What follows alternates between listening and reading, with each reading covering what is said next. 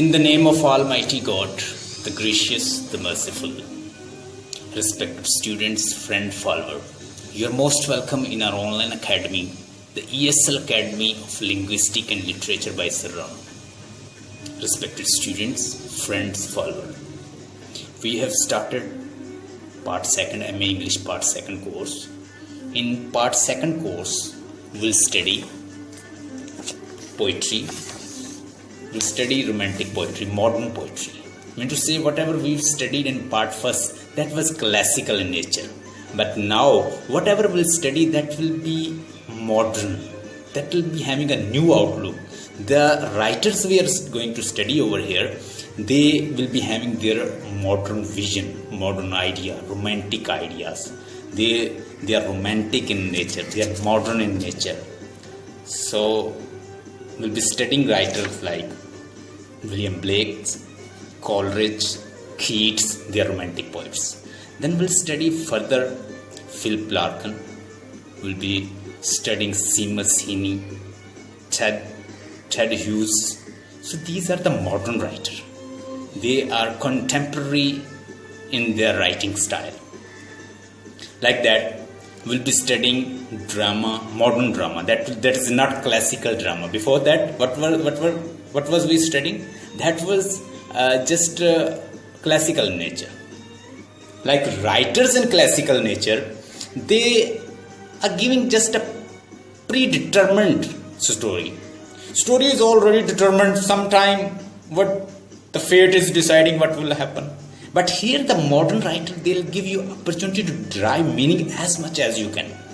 हमने जो भी क्लासिकल ड्रामा पढ़ा या पोइट्री पढ़ी, आपने देखा होगा कि उसमें जो राइटर्स है वो डोमिनेट करता है.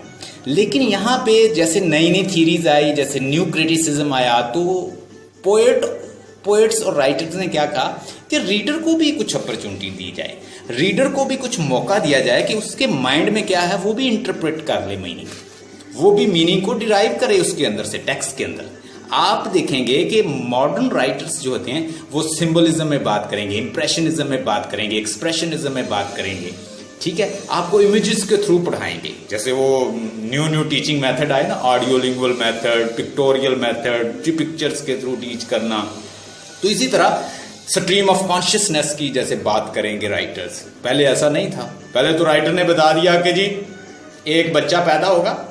इडिपस के अंदर हमने देखा, एंशिएंट लिटरेचर में हमने ओल्ड ड्रामा के अंदर देखा, रोमन ग्रीक्स के ड्रामा के अंदर देखा, एक बच्चा पैदा होगा, वो अपने मदर से शादी कर लेगा, फादर को किल कर देगा. ले जी, आपको सोफोकली ने पहले ही बता दिया कैसे होगा, फेट बता दी. लेकिन यहां पे आप क्या देख रहे हो, मॉडर्न लिटरेचर के अंदर there is something different. You will see that there is something different from the classical literature. वहां पे राइटर को सारा अख्तियार हासिल है कि वो जैसा मर्जी ड्रामा लिख दे. और वो जो उसने बता दिया, मिल्टन क्लासिकल पोएट है तो देख लें, उसने कहा कि व्हाट दो the field be lost, all is not lost. वो आपको डोमिनेट करता हुआ उसके अंदर, टेक्स्ट के अंदर आएगा. मिल्टन की लैंग्वेज इतनी अच्छी थी कि उसके बारे में कहा जाता कि सबसे ज्यादा मिल्टन ने नुकसान पहुंचाया. उसने आम फहम से ही ऊपर लिख दिया. आइडियाज इतने लॉफ्टी, ग्रैंड इन नेचर थे कि आम आदमी की समझ में नहीं आती. ठीक है, लैंग्वेज बड़ी हाई उसने ट्रांसेंड करके आम आदमी की समझ से, अंडरस्टैंडिंग से. लिटरेचर हमेशा आइडियाज की फॉर्म में होता है, सिंपल फॉर्म में होता है, सिंप्लीफाइड फॉर्म में होता है. आप कॉम्प्लेक्स करोगे तो वो लैंग्वेज, वो लिटरेचर नहीं रहेगा. लिटरेचर अपना इंप्रेशन खो देगा. यहाँ पे आप इंप्रेशनिज्म देखोगे, एक्सप्रेशनिज्म देखोगे, मॉडर्निज्म देखोगे. ठीक है, literature in modern, post modern nature देखोगे. आप देखोगे कि इसमें स्ट्रक्चरलिज्म की बात होगी, पोस्ट स्ट्रक्चरलिज्म की बात होगी. ठीक है, फॉर्मलिज्म से आपको लोग पोस्ट स्ट्रक्चरलिज्म में आते हुए दिखाई देंगे. आप यहाँ पे डीकंस्ट्रक्शन थ्योरी पढ़ोगे, न्यू क्रिटिसिज्म पढ़ोगे, ये सारे आइडियाज पढ़ोगे. हम थे ड्रामा के अंदर. ड्रामा में हम स्टडी करेंगे मॉडर्न ड्रामा के अंदर एब्सन, हेनरिक एब्सन को, हैडा गैबलर को हम स्टडी करेंगे, एंटन चेखव को हम स्टडी करेंगे जो कि एक रशियन राइटर है. ठीक है, उसमें हम पढ़ेंगे the cherry orchard. Cherry orchard भी एक, उसके बारे में राइटर ने कहा था कि मैंने इसे एज अ कॉमेडी लिखा है. आपको इसके अंदर जितने भी करैक्टर नजर आएंगे। इसकी करैक्टराइजेशन ऐसी की है एंटन चेखव ने। एंटन चेखव बेसिकली स्टोरी राइटर था। एंटन चेखव की एक मशहूर डायलॉग है, उसका बड़ा एक प्रोमिनेंट कोट है। कहता है कि वो बेसिकली क्या था, वो बेसिकली फिजिशियन था, डॉक्टर था। कहता है कि जो फिजिशियन की फील्ड है, it is my loveful wife, but literature is my mistress. English लोगों में जो मिस्ट्रेस का कंसेप्ट होता है वो एज ए गर्लफ्रेंड का है, जो एक्स्ट्रा मैरिटल अफेयर्स वगैरह होते हैं। तो वो कहता है कि जो मेरी असल जो फील्ड है वो क्या मेडिकल थी, but it is my mistress. Literature को कहता है मैं एज अ मिस्ट्रेस लेता हूँ, मीन टू से कि ये भी मैंने इसको भी अपनी फील्ड में रखा है। तो एंटन चेखव स्टोरी राइटर था। बाद में उसने कुछ प्ले लिखे थे तो वो बड़े मशहूर हुए थे। जैसे उसने कचेरी ऑर्चर्ड, उसने इसे एज अ कॉमेडी लिखा था, लेकिन उसको जो उसका डायरेक्टर था उसने उसे एज अ ट्रेजेडी उसे प्ले कर दिया था डायरेक्टर ने। आगे हम बर्टोल्ट ब्रैकेट को पढ़ेंगे, जिसने गैलीलियो गैलीली लिखा है। ठीक है, उसने गैलीलियो गैलीली की एक ट्रेजेडी लिखने की कोशिश की है। इसमें वो एलिनेशन की बात करता है, सेपरेशन की बात करता है, एपिक थिएटर की बात करता है। वो हम चीज़ें डिस्कस करेंगे किसका, बर्टोल्ट ब्रैकेट। और उसके बाद हमारे पास बेकेट है, सैमुअल बेकेट।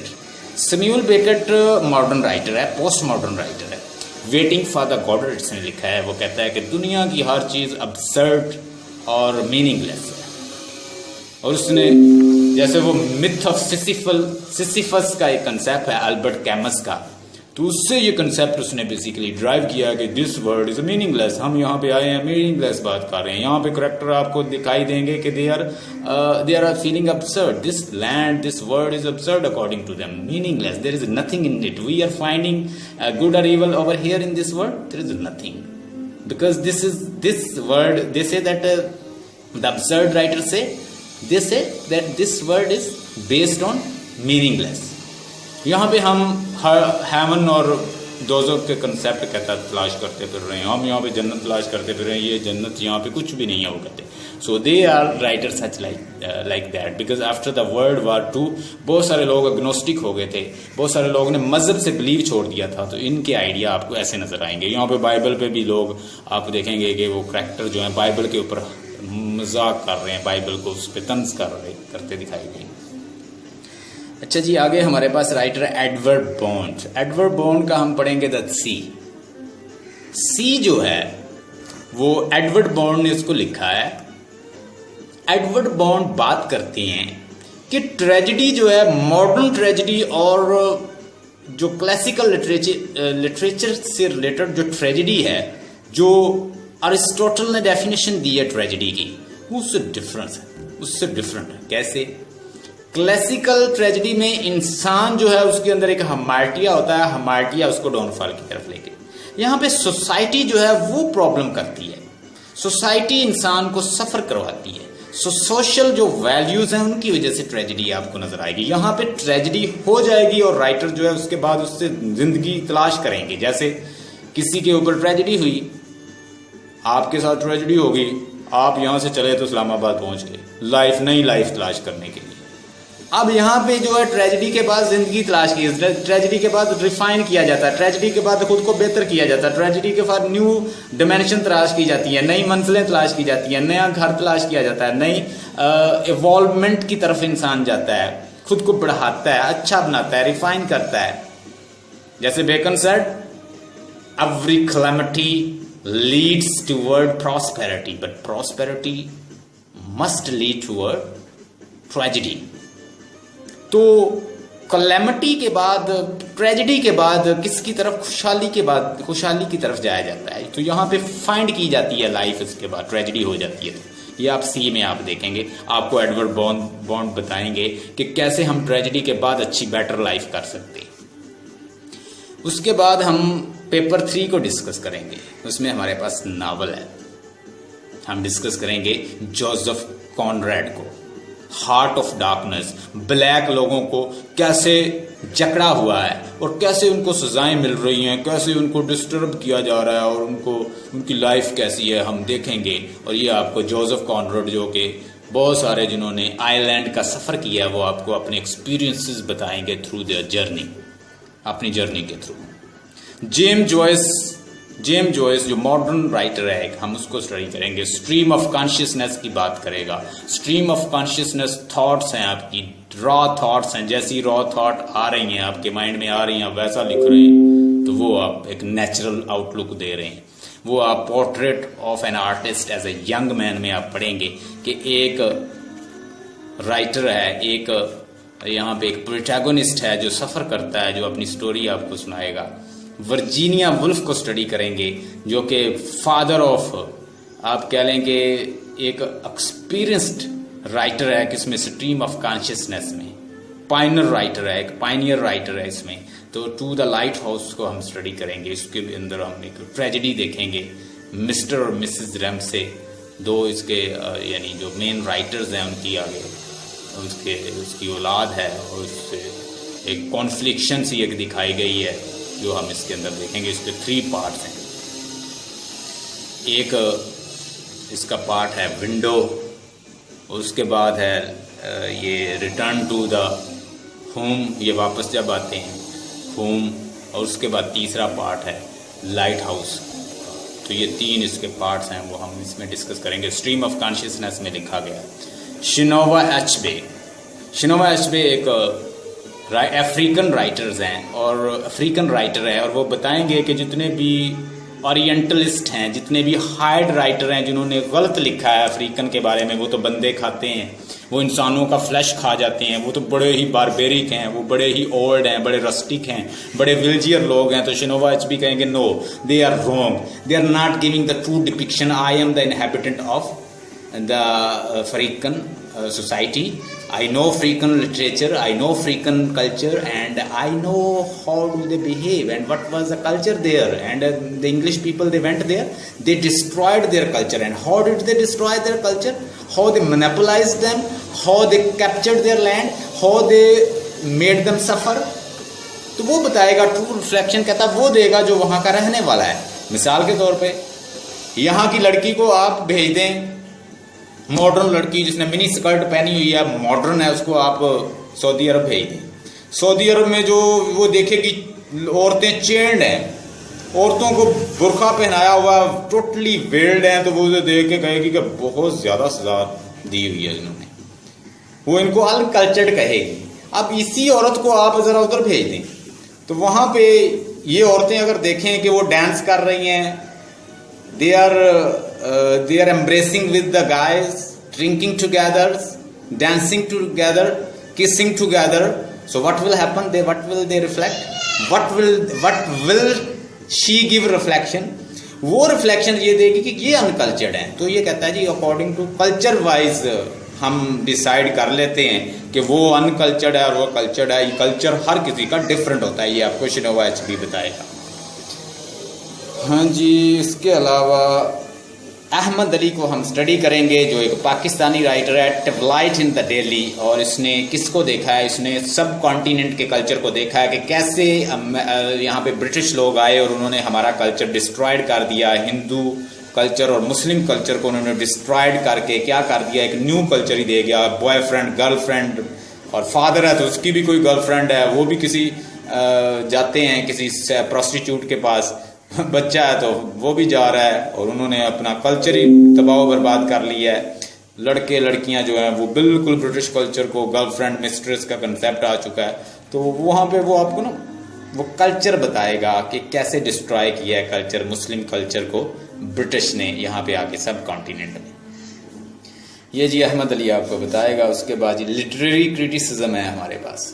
लिटरेरी क्रिटिसिज्म के अंदर आप देखोगे, लिटरेरी क्रिटिसिज्म में हम अरिस्टोटल को स्टडी करेंगे, पोएटिक्स।